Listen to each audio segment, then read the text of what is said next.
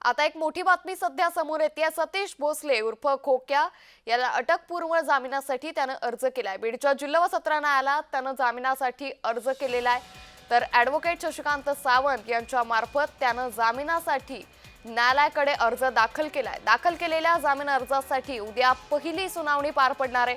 ढाकणे कुटुंबाला मारहाण प्रकरणात त्यानं अटकपूर्व जामिनासाठी अर्ज केलाय। त्यामुळे आता सतीश भोसले उर्फ खोक्या भोसलेला हा जामीन अर्ज त्याचा मंजूर होणार का? उद्या पहिली सुनावणी ही पार पडणार आहे। मात्र या सुनावणीत आता काय होतं हे पाहणं महत्त्वाचं ठरणार आहे। मात्र मोठी अपडेट सध्या समोर येते। ढाकणे कुटुंबाला मारहाण प्रकरणी सतीश भोसले उर्फ खोक्या यानं अटकपूर्व जामिनासाठी अर्ज केलाय। बीडच्या जिल्हा सत्र न्यायालयात त्यानं जामिनासाठी अर्ज केलाय। ॲडव्होकेट शशिकांत सावंत यांच्या मार्फत अर्ज केलाय।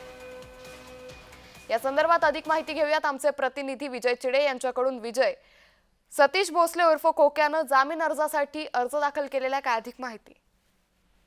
नक्कीच अंकिता, जर पाहिलं तर काही दिवसापूर्वी जे आहे ते ढाकणे कुटुंबाला मारहाण केल्या प्रकरणी सतीश भोसले उर्फ खोक्या यांनी जे आहे ते गुन्हा जो आहे तो त्याच्या संदर्भात दाखल झालेला होता आणि त्यानंतर सतीश भोसले जो आहे तो त्या दिवसापासून अद्यापही फरार आहे। पोलीस त्याचा शोध घेत आहे। मात्र आता ढाकणे कुटुंबाला मारहाण केल्या प्रकरणी जर पाहायला गेलं तर सतीश भोसले यांनी जे आहे ते ॲडव्होकेट शशिकांत सावंत यांच्या मार्फत जे आहे तर बीडच्या जिल्हा सत्र न्यायालयामध्ये जे आहे अटकपूर्व जामिनीसाठी अर्ज दाखल केलेला आहे। त्याच अर्जावरती आता न्यायालय जे आहे ते उद्या पहिली सुनावणी घेणार आहे। त्यामध्ये आता त्याला अटकपूर्व जामीन मिळते का नाही मिळते हे पाहणं महत्त्वाचं असणार आहे अंकिता। निश्चित, त्यामुळे उद्याच्या सुनावणीकडे आपलंही लक्ष असेल। धन्यवाद विजय आपण दिलेल्या सविस्तर माहितीसाठी।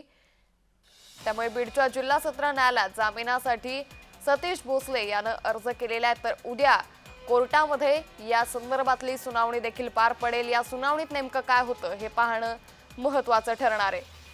तर सतीश भोसले हा सुरेश दसांचा कार्यकर्ता आहे, हा भाजपचा कार्यकर्ता असा आरोप गेल्या अनेक दिवसांपासून होत होता।